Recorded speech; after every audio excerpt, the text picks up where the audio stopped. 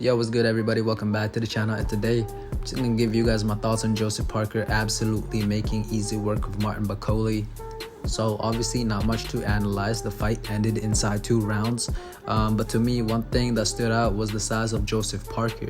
He is massive. He packed on a ton of size, and I don't know if I'm tweaking, but to me he looked just as big as Bakole, who came in over 300 pounds, and his head was so much bigger than Bakole's.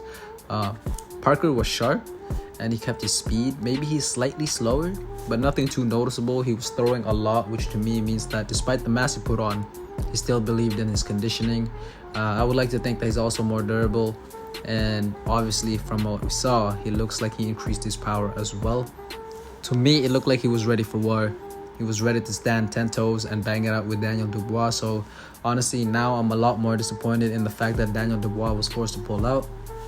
Looking back, that fight would have been so entertaining, and like I said, I also had Parker winning that fight.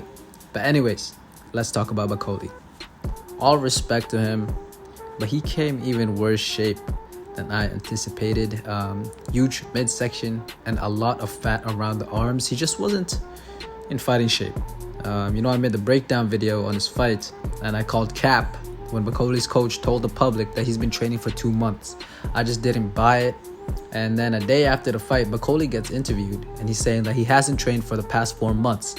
The last person to punch him was Jared Anderson, and I believe they fought August 2024. So, I mean, come on, y'all. We can't be believing everything that's said out there. But I do want to give him a massive shout out for stepping in and saving the fight. And y'all better have it right. Bakole is still a bad boy. He just wasn't in fighting shape is all. He just wasn't physically and mentally ready to fight. But kudos to him. He got paid. I love the fact that he was all smiles after the fight. And not to sound like a fruit, but y'all see him in a post-fight interview. Dude has the most genuine and adorable smile. And someone like me, I can appreciate that. He's like a huge teddy bear, a gentle giant. I hope he gets plenty of other opportunities in the future, because we all know this wasn't Martin Bakole. But for all those who really thought he would win or even smash Joseph Parker, come on, guys. 2 days notice, people. And he didn't arrive in Saudi until the day of the fight. What are we doing? Like I said in my prediction video, I just think that we need to relax with Martin Bakole. He's getting, overrated by the fans. We all love Bakole. We all know he has the goods. But to think he'd actually knock Parker out in 2 days notice was just far-fetched, and honestly a little bit disrespectful to Parker. Alright, so shout out to Parker for taking Bakole on 2 days notice, and shout out Bakole for flying over to Saudi completely unprepared and fighting a top 5 heavyweight on 2 days notice to save the show. That's it for me.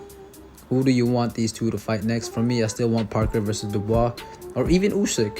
As for Bakole, I still want to see him fight, a Jagba, Hrgovic maybe, Dubois maybe, Chisora, Zhang. I think there's a lot of fights to be made for Bakole. But I want to thank you so much for watching. And please leave a like and subscribe, and I hope you have a lovely day.